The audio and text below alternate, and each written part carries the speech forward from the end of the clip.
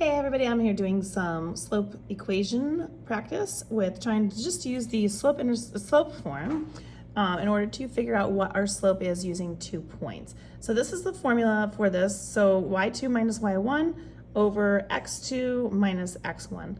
Essentially what that means is that you are just finding the difference between the rise or your y's, and you're finding over your x's or your run. So you're finding the difference between them. So as you can see, I've already set up some of these already.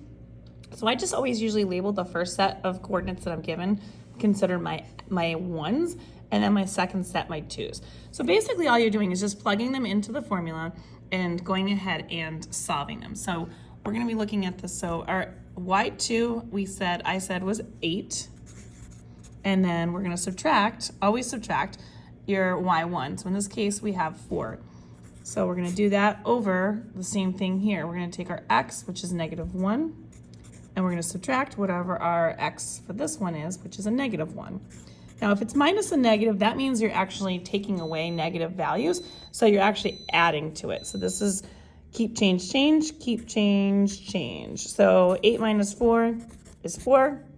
-7 minus a -1 is actually a -6.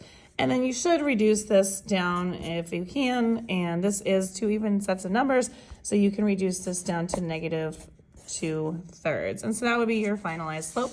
Let's do one more in this video.